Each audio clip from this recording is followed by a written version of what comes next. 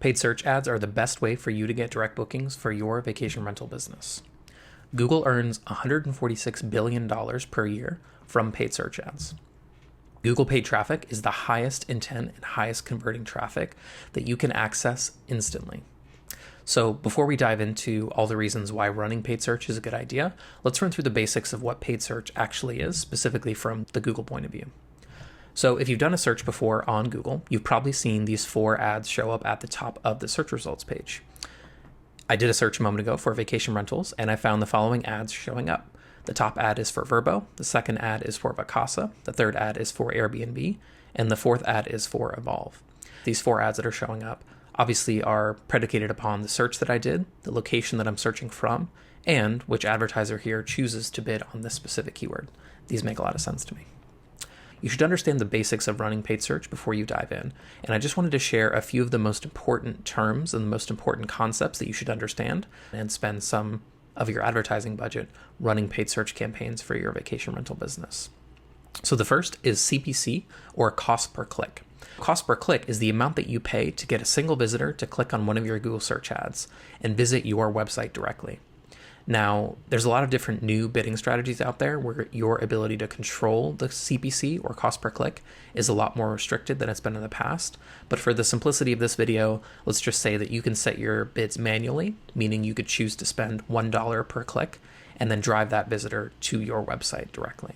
The cost per click is what you pay to get one individual person to come and click on your ad and visit your website.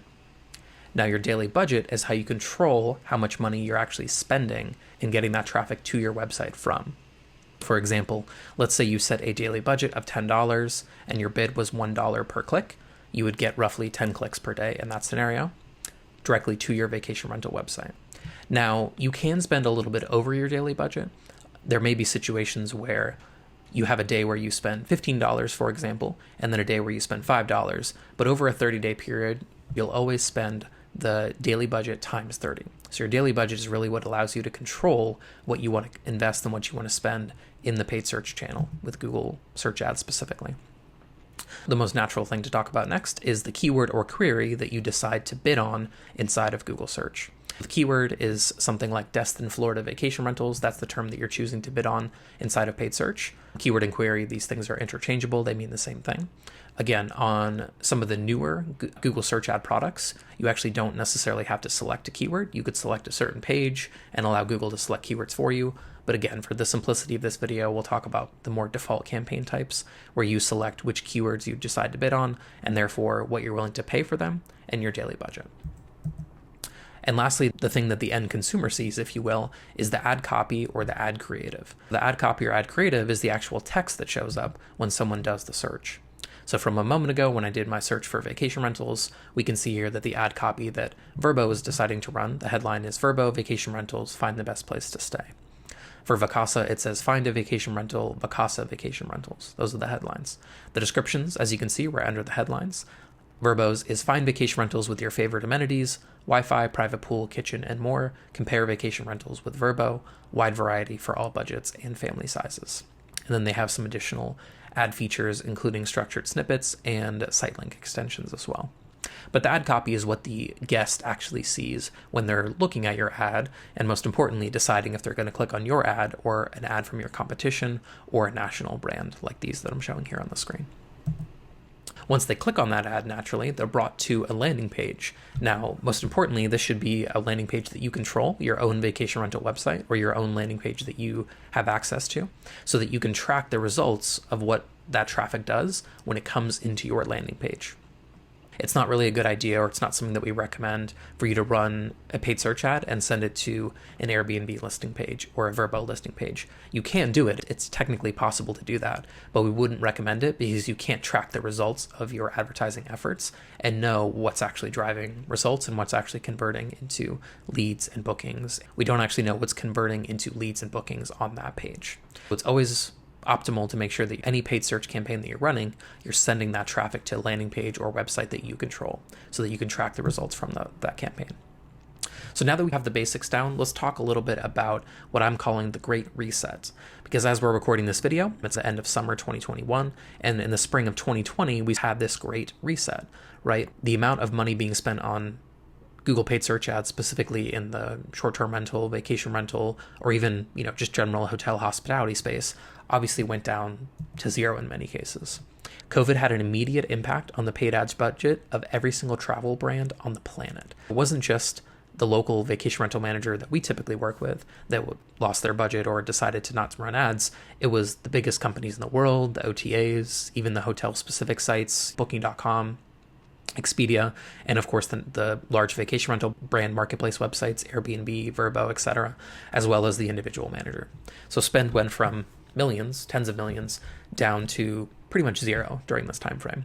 And for the first time ever, I would actually go and do searches in Google, and I would see no search ads appearing. So I would do a search for Orlando vacation homes, which is a very competitive search. Normally, you always see ads showing up there, and no search ads were appearing during this time frame. Since then, a lot has changed, and what I wanted to spend a little bit of time going over is what specifically has changed and what's the ROI and the metrics that you might expect to see if you choose to invest in paid search ads for your vacation rental business. Most importantly, I want to answer the question of how you should spend your paid ads budget going forward. There's a lot of different channels that you could focus on, that you could optimize for, or you could run ads on. There's a lot of different channels that want your budget, want your money, and I'd like to talk about why Google Ads, in my opinion, is one of the best ones that you can utilize and drive results for your business. So I like to come out of the vacation rental industry just for a second here to talk about the difference between running paid search ads and running social ads or other forms of display advertising.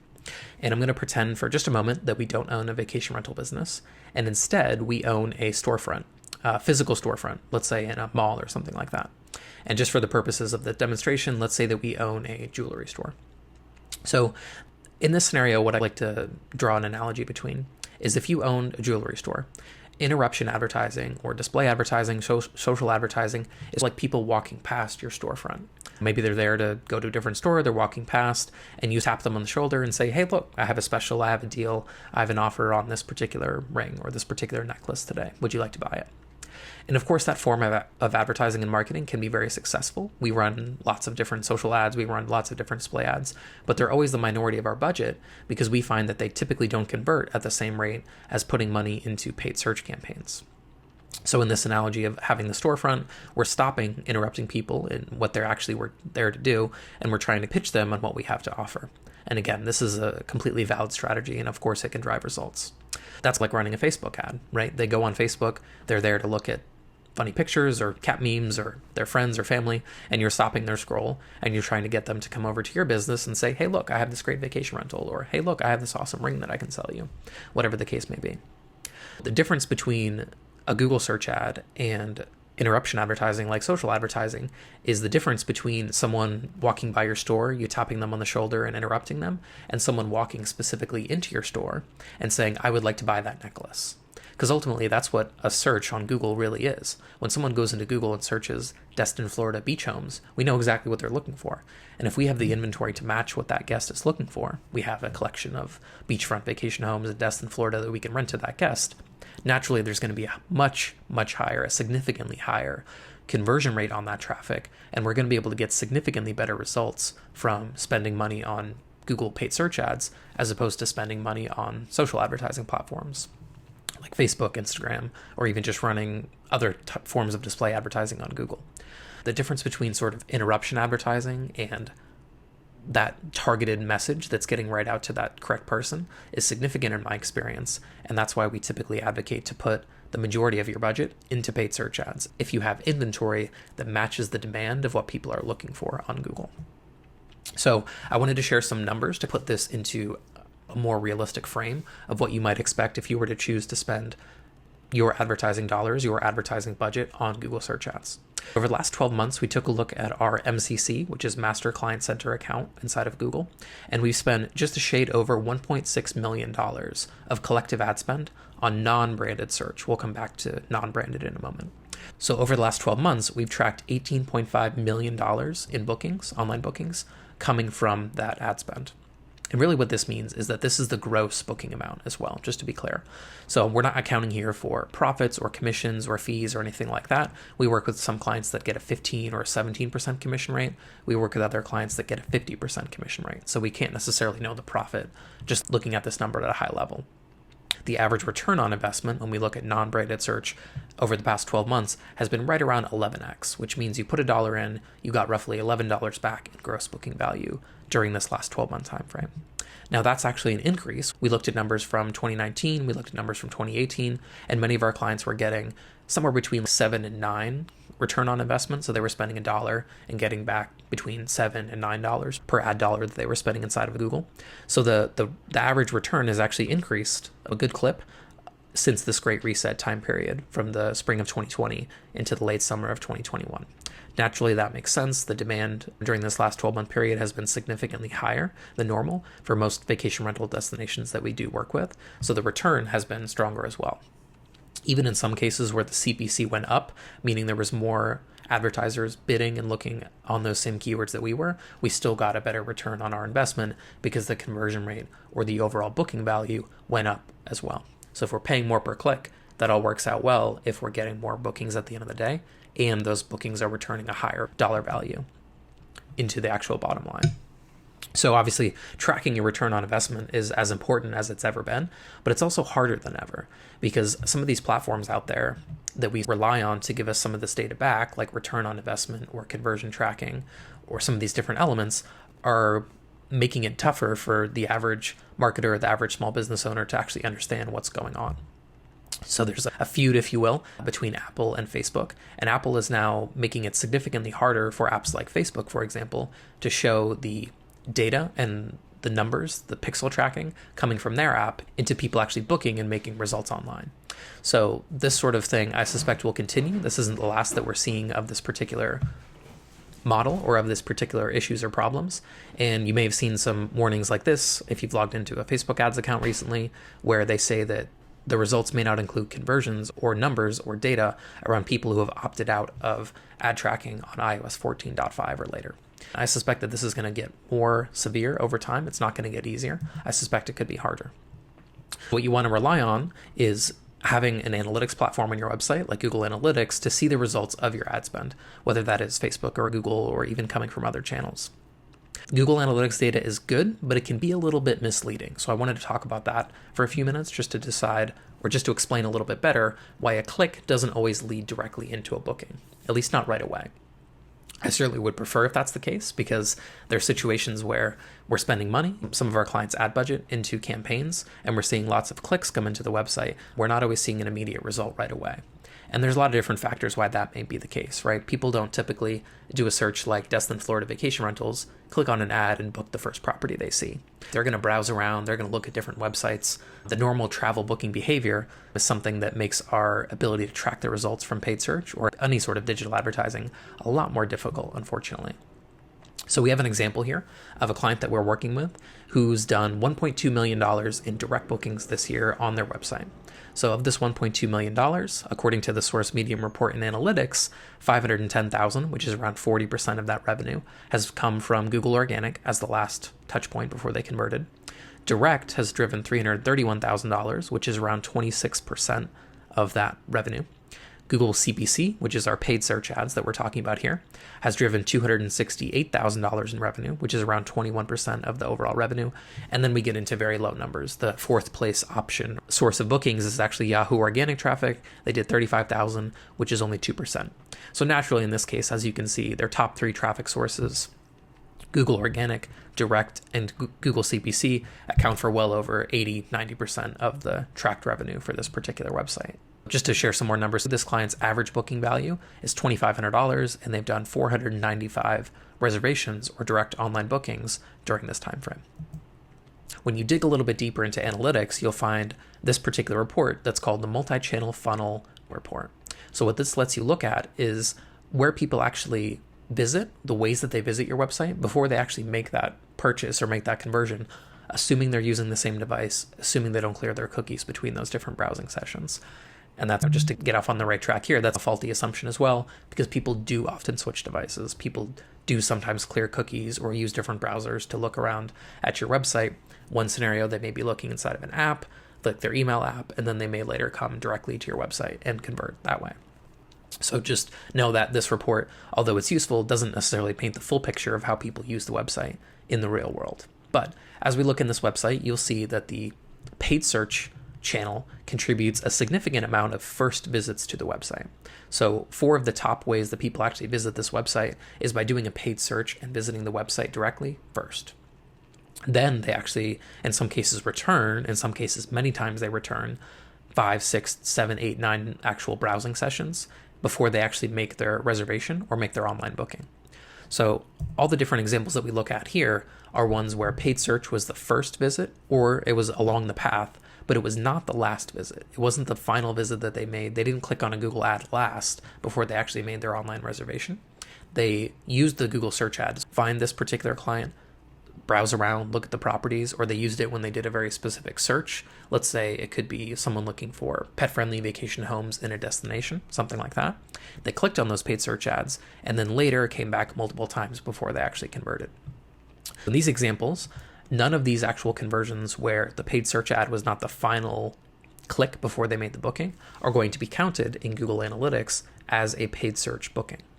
So this information, again, is accurate, but it can mislead because you may assume, given the ad spend level, they only got 20% of their bookings from paid search according to Google Analytics. You may say, maybe it's not as important of a channel. Maybe we can invest a little bit less in it, or we don't want to invest a little bit more in it going forward. And then you dig a little bit deeper into this multi-channel funnel report. And without paid search, really the majority of these conversions, majority of these online bookings may have never occurred. This person just may not have found this particular website. And that guest may have gone to the competition. They may have gone to Airbnb. They may have gone to VRBO. So paid search, as you can see, plays a critical role in kind of this guest journey that we're all trying to optimize for, where a guest doesn't come in and book right away. A guest may come in and view your website, browse around a little bit, and then later book directly, but there may be a lot of steps that happen in the middle where paid search is helping or getting that person to the right page or getting that person to the right property before they actually complete a online booking and a direct booking. Again, guests use multiple devices. Guests don't just look at your vacation rental website on just their phone or just their browser. They often swap between devices. And planning a vacation and booking a vacation rental is often a communal process anyways. It may be a wife, a husband, a grandmother, a brother, a sister, an aunt, an uncle that are all involved in booking that vacation rental. So sometimes we find as well when we dig in, the person who actually searches and looks for the rental is in many cases not the person that actually takes out the credit card on the final step and enters it into your website and books that property. So all these different paths that people shift around can cause a lot of our tracking to be a little bit less accurate because as people jump around between devices, we lose some of that tracking. We don't necessarily know that dollar, that click that we talked about a few minutes ago, tied directly back into that booking that might have happened later on. And guests may take anywhere from 1, that would be ideal, but that doesn't happen very often, to 20 sessions, 20 visits to your website to actually convert and make a direct booking. And the truth is that nothing is 100% trackable. We can't take even $100 of ad spend and know for certain every single action that those 100 people took. Let's say we got 100 visitors for $100. We can't necessarily know every action those people took before they made an online booking. So to support your paid search efforts and to support some better tracking, you could do things like this. You could gather qualitative data. After the checkout is complete, you could ask something like, how did you hear about us? With some drop-down options or the text field. And you could look at the answers and see how many people mentioned things like your Facebook advertising, your Google advertising, how many people mentioned things like your email marketing. Maybe they originally found you on a listing site like Airbnb or Vrbo. And you could start to collect some of this data and see what people say when you ask them a question like, how did you hear about us? Now, I would caution you just a little bit against putting too much weight into this data, because what we find is that people actually don't know what they've clicked on. So we've had some examples where people have converted in one browsing session. We've asked this question and we know they came from Google and they said, we heard about you on Facebook. So it's a tricky situation where they did hear about us on Facebook. It caused them to do a specific search on Google for a property and then they made a booking. So that booking in analytics will always be credited to Google, but the how did you hear about us, what sort of spurred that action for them to come on Google, search for this particular property and make a booking, was seeing a Facebook ad. So this data can paint a little bit more of a complete picture, but it shouldn't be used solely, nor should analytics data be used solely. These sort of things can be combined to get a more complete picture. Another thing that we're seeing more and more is being able to track phone calls by source.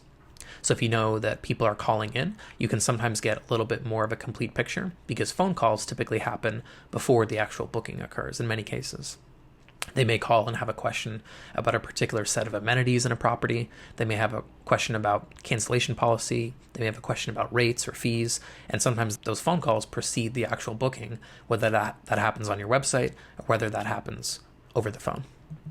And at the end of the day, no one single source, in my opinion, should get all of the credit for your digital marketing or digital advertising efforts. Someone could click on a Google paid search ad, like we're talking about today. They could visit your website, leave, get an email from you later on, see a Facebook retargeting ad that you've set up, and all these things is not the one reason why that guest may have booked. It could be a combination of all these things that actually ends up driving the result at the end of the day. So while we're advocating for spending money on paid search ads, just know that a lot of these things are not necessarily, it's not just one channel that you could focus on to get the best results. So some trackable KPIs that you can focus on, in addition to the analytics data of looking at bookings, you could focus on, for example, comparing your social traffic time on site to your Google paid search time on site. What we typically find when we look at that information is that your paid search time on site and your engagement from a paid search visitor is significantly higher than the engagement that you get from an organic social visitor or even a paid social visitor. Someone who's on social media, particularly if they're on mobile, if they're on their phone, might look at one property page, might look at two property pages if you're outperforming the average, whereas someone coming, for example, from a desktop computer, laptop computer, from a paid search campaign may look at 6, 7, 8, 9, 10 different properties on your website. So the engagement from paid search campaigns and paid search visitors, again, is significantly higher. Going back to our analogy from a few minutes ago, the jewelry store and someone coming in and specifically wanting to buy a necklace or wanting to buy a ring is always going to convert better than someone that you just convinced to look at it for a second or two before they move on to something else. So you can also focus on all the things that happen before the online booking. So if these things are coming from your paid search campaigns, you're on the right track. Phone calls, contact form submissions, property page leads. So for example, if you have a contact form embedded on each of your different property pages, those could all be things that people fill out specifically coming from paid search. And that's when you know you're on the right track and you're starting to see some results from those efforts. And then finally here, things like live chat engagements. If you have a live chat on your website, you can see the information that people are putting in there, and you can track that it's coming from paid search and start to see some of these sort of leading indicators or these leading metrics that are occurring before someone actually may make that online booking. And then at the end of the day, of course, what are we after here? If we're spending money on Google paid search ads, we want to be getting online bookings at the end of the day. So you do want to track the ones that are coming specifically from paid search, and then the ones that are assisted by or where paid search played a role in their ability or in their path when they actually do book with you directly. So clicks do not lead to bookings. It's not that simple. It's not that straightforward of a path, unfortunately, but clicks do lead to revenue. And if there's one thing that I could share just to wrap up here, it would be that Google paid search ads do the best job in our experience of driving clicks, driving high intent traffic to your vacation rental website, and ultimately driving revenue at the end of the day. Thanks so much for listening. I appreciate it. If you have any questions, feel free to email me, conrad@buildupbookings.com. I appreciate any questions or comments or feedback you may have about this. And I appreciate you taking the time to listen to this or watch this today. I look forward to hearing from you and looking forward to seeing how we can help grow your vacation rental business. Thanks so much for your time.